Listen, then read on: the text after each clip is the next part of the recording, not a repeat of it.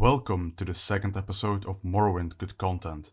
Skill training and skill trainers were an important element in both Morrowind and Oblivion, getting phased out by the time Skyrim came out. However, in Morrowind the amount of trainers might have been a bit excessive. But hey, in some ways it's still better than how Oblivion and Skyrim handled it.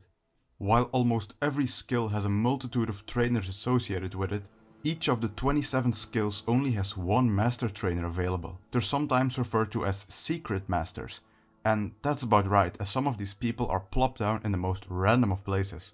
One such trainer is the most secret of all the secret masters, as she's so well hidden that she doesn't even appear in the final game. Cinia Urtius. Today's topic is a female Imperial, and she's the master trainer in medium armor. In Bethesda terms, this apparently means that Cinia doesn't wear any kind of armor and isn't even equipped with any shoes. Now, if it came as a surprise to you that Cinia, a master trainer, doesn't appear in the final game, then you'll probably be happy to hear that you're not the only one with that feeling. Bethesda themselves seem to think that Cinia got placed in the game.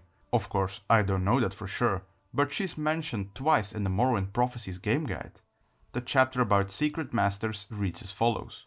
Medium armored defense, Cinia Urtius, on the deck of the boat at the Telfir dock.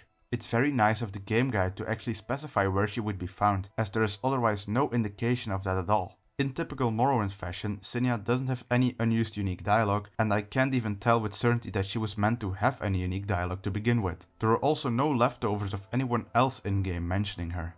Her appearing on the boat matches up with her class being shipmaster though. Something that doesn't quite make sense is the fact that she's not actually set up to train the player. Of course, that can be chalked up to her being an unfinished NPC, but that flies in the face of the theory that Bethesda accidentally did not include her. So I don't know which one it is, or what ultimately led to her removal. I know of multiple mods that place Cinia back into the game, and also fix her intended training routine. Most mods also make Cinia an NPC capable of helping the player fast travel, like so many shipmaster NPCs in the game. This is oftentimes seen as a controversial choice, but it seems that the camp that claims she shouldn't be a fast travel NPC is the one that was right all along, as this is where her second mention comes into play. On the Tel Arun map locations chapter, we can read the following. This guy won't ship you anywhere, but Cinia Urtius does happen to be the secret master of medium armor.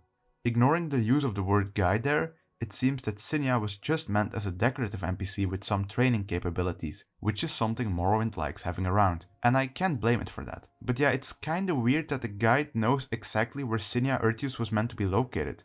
Either she was removed after it was written, or Bethesda just passed notes onto the author and eventually cancelled Cinia altogether.